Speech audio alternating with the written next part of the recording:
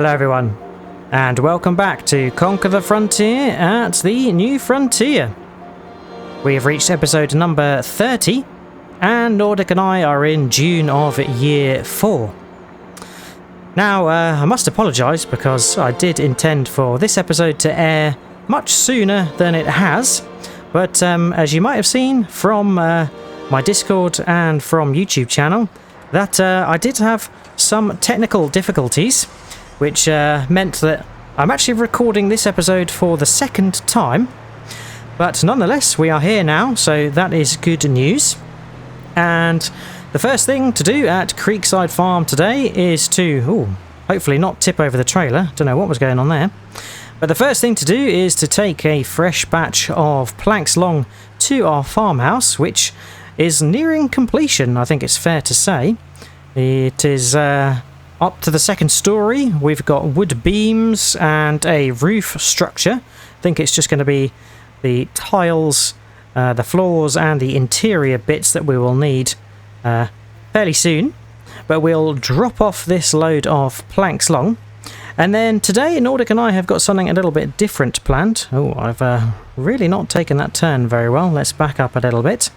Yes, what we have got planned is building a cow farm. And that's mainly because we have a bit of a free month. We could probably do some grass mowing, but we've done that fairly recently. So Nordic and I are opting to do a project around building a cow farm, a dairy farm. And we've selected a place that is behind the long field where we'll clear out some trees and get building. And yeah, that's pretty much going to be the aim today, to get that set up and operational. We might not get cows in it because we will need feed for the cows in the way of grass, hay, silage, and we'll have to focus on building or making total mixed ration in the future, for which we'll need a few bits of equipment.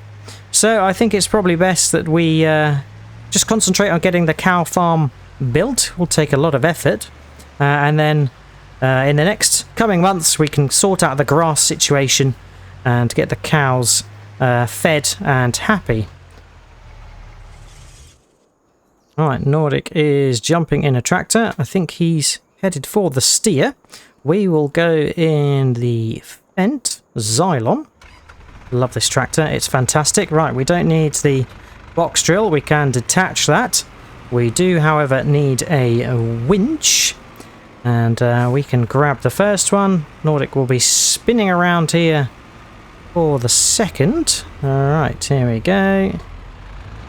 Grabbed it. Right, Nordic will follow suit and we can head over to where our cow farm is going to be constructed.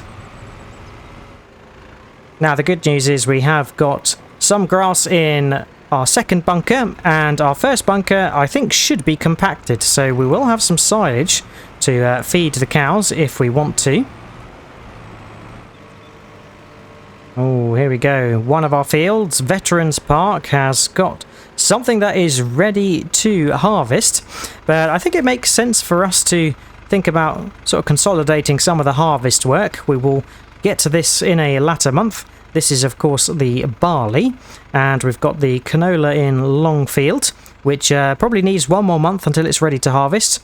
And then we've got some wheat in the Veterans Park extension over here. Oh, apologies, this is oats. There we go. Never remember which crop we have got in. But the dairy farm is going to be going in behind Longfield.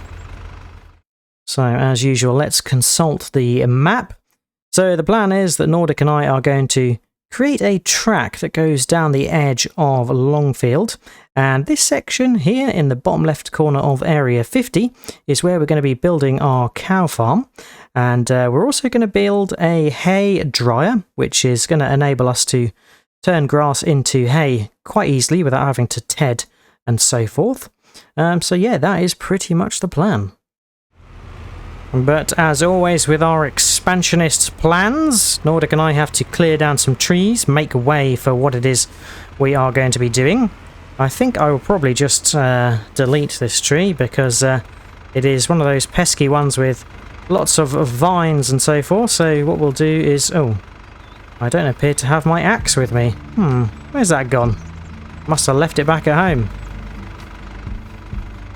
Right, I am back with the axe. I think Nordic has cleared out the first bush that we wanted to get rid of, and then yeah, we'll have to clear some trees down here to make a track, and then clear some trees where we are going to be placing the dairy farm.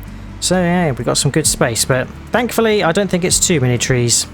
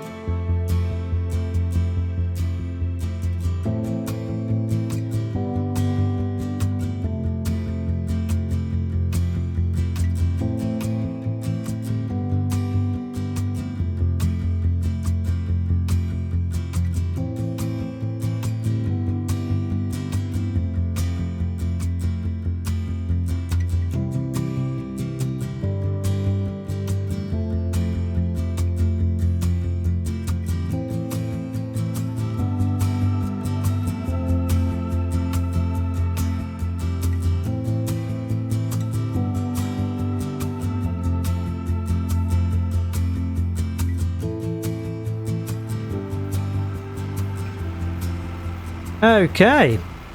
So we have been clearing trees down the track, and in this area here, I'm winching the last 2 out of this section. And you'll notice it's not completely cleared. We have left some of the smaller trees. And the plan is that those are going to form part of the cow pasture. So it's not just an open grass field. There is a little bit of trees and foliage in there. Now, I have been driving past and have noticed that I think a particular tree has been accidentally shunted into the field. So I think it's a small enough tree that I could just grab it and take it to tractor so we can winch it away. It's going to need to go this orientation. There we go. I think when we're busy winching, sometimes these trees do get stuck and dragged in amongst each other. So yeah, they do end up in funny places. But there we go. We can actually raise the winch and drag this last load back. We've been spreading the load between the sawmill and the wood chipper, which keeps us well stocked for both the building materials that we are building in the sawmill and also the wood chipper feeding into the sawmill for the wood chip recipes and into the biomass heater, which makes the electricity and gives us a nice steady income.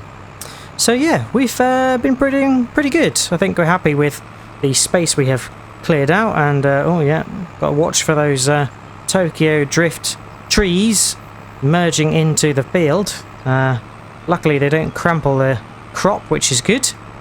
Right, I think this last load is going to go into the wood chipper, and yeah, I've definitely been snagging some of the building materials sat outside the sawmill there, made a bit of a mess, but not to worry. Right, there we go, and yeah, I think Nordic and I have patented a good technique, routine for getting the trees into the wood chipper just by sort of detaching them in front of the ramp, lowering the winch and just shunting them into the cutting area. So there we go. That is all of the trees shifted. We can double back to the area we have elected and we'll kind of show you the ropes about what we're going to be doing. There we go, we've got a nice wide track which we can drive down. I think there is a stump here because it did fling me at one point. Right, I think what we'll do is park the tractor in the trees because Nordic has kept it well out of the way for us to build. And yeah, we can head on out and survey the space. So I think what's going to happen is we're going to have a hay dryer around here somewhere. And dead ahead of Nordic is where the cow farm is going to be placed. And yeah, we'll have a pasture that goes into this area quite nicely here. So yeah, we're going to go ahead and get this built.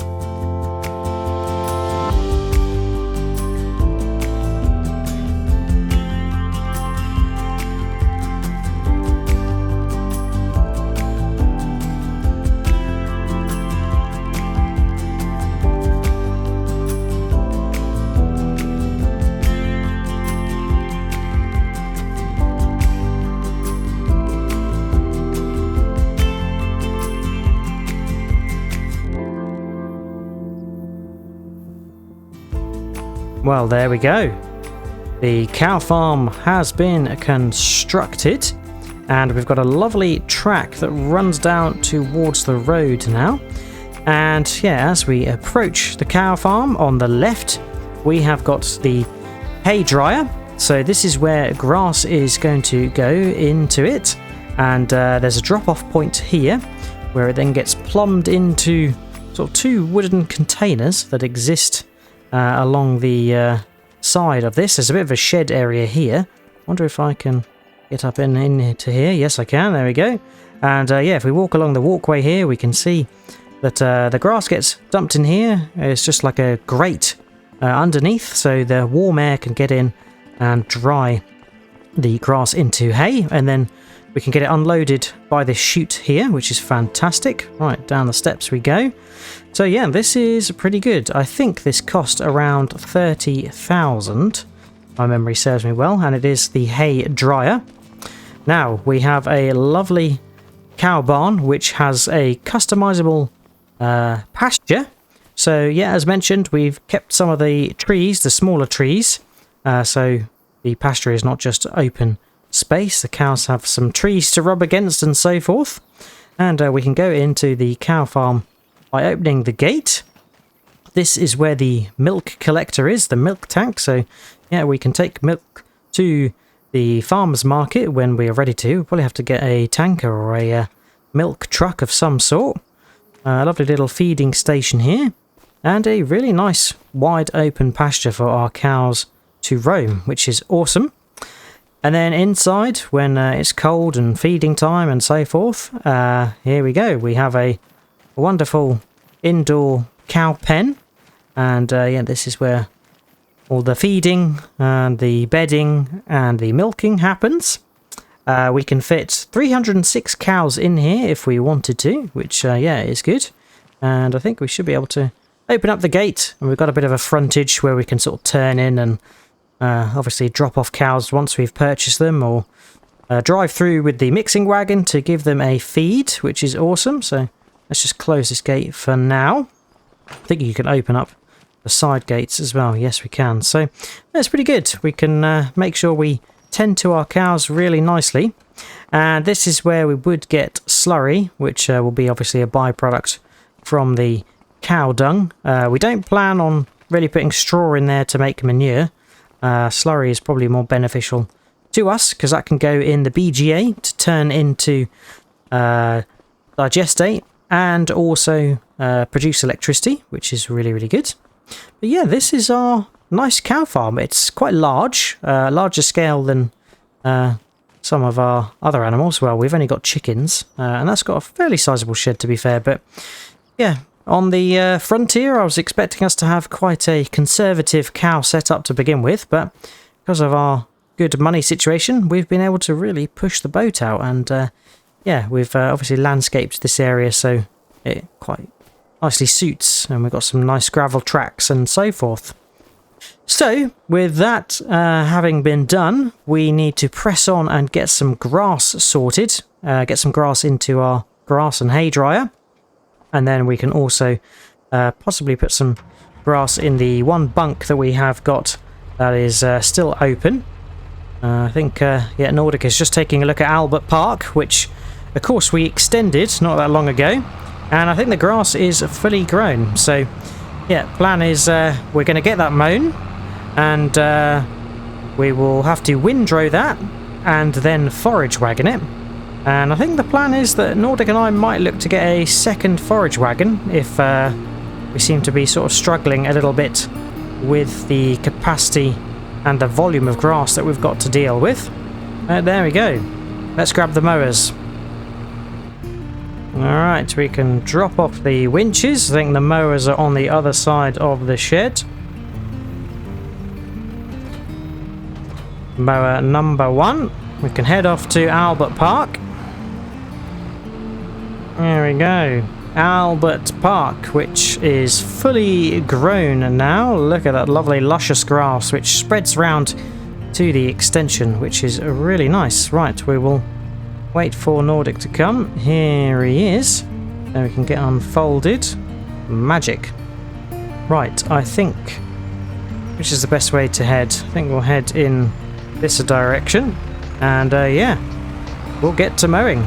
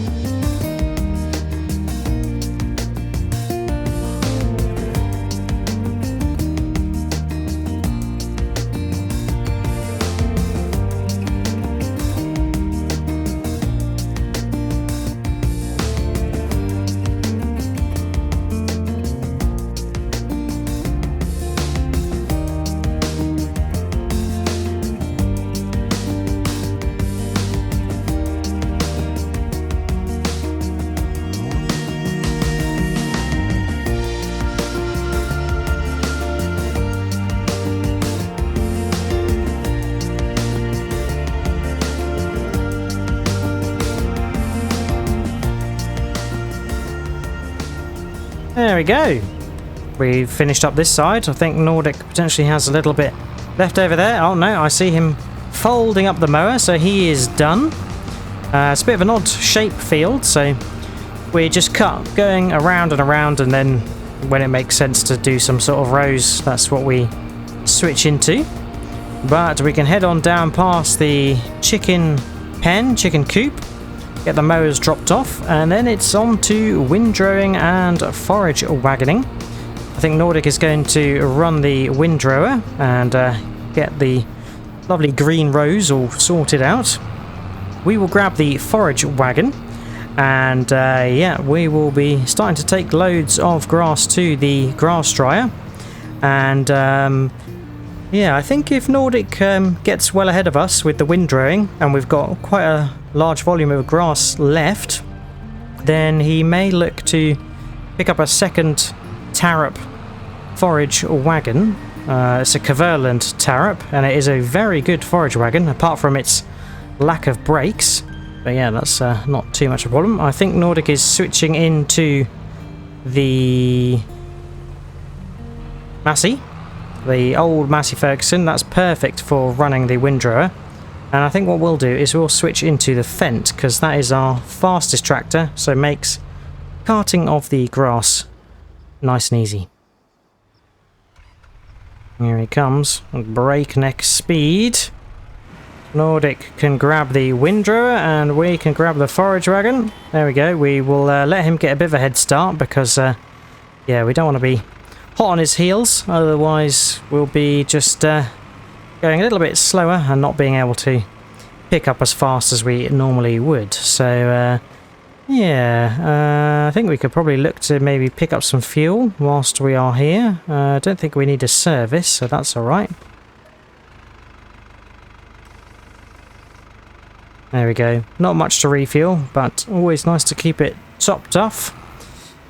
Right, we can head on back over, and I'm not sure of the capacity of our grass dryer, but we'll look to try and fill it as much as possible, because the cows are going to need it for the hay, and I think we've got a good enough volume of silage for now. So yeah, if we don't end up putting any grass on the silage bunker, that's fine. We will just maximise the amount of grass going in the grass dryer, because not before long Albert Park will probably be fully grown again towards the end of summer, and we can give it another cut.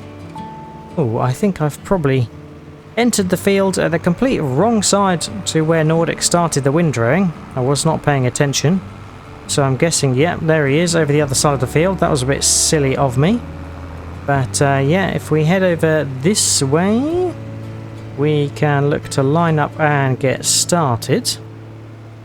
Lovely job. Right, here we go. We can switch on, lower away, and get to picking up our grass.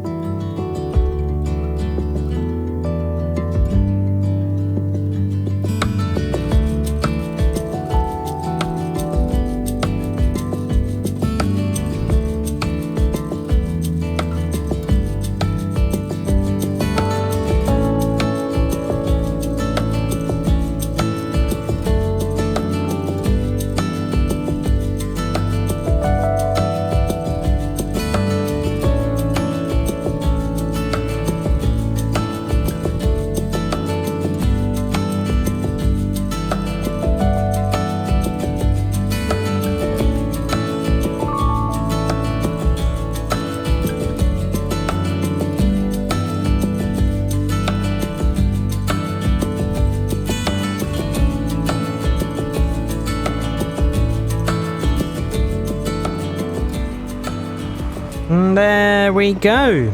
Grass has been collected, forage wagoned, and we did have quite a bit left over whilst Nordic had stopped windrowing, but it wasn't enough for him to go down to the store and get another forage wagon, so we stuck with just the one. But I'm thinking in the future we will look to probably upgrade the forage wagon to something a little bit higher capacity. We may have to wait until we've got a higher horsepower tractor before then, because yeah, we do have the steer, but something beefier and just as fast as this fence Xylon would be rather nice. Right, you would have noticed that I've only been depositing grass into the grass dryer. We haven't put anything in the silage bunker, and that was just because it's rather close over here, which is quite handy, and also because we'll get another cut out of Albert Park later in the year. Yeah, it just makes sense that because we've got some silage and some grass already in our bunkers, we want to top this up and keep the cows well fed for the foreseeable. Right, let's jump up here and we can take a little look. Oh, watch out, Nordic, you don't want to fall over the edge. But here we go, a rather grand pile of grass that we have here. Cool, blimey. And this is our hay dryer, grass dryer, hay dryer, don't know what you call it, but yeah, this is called a hay dryer. And we have nearly filled it up, 216,296 litres of grass, 250,000 litre capacity, so 86% filled. We are storing it at the moment, and yeah, we can activate it, which is going to turn 1,000 grass into 900 hay. Okay, so that is interesting. We actually lose 100 hay each time it cycles and processes.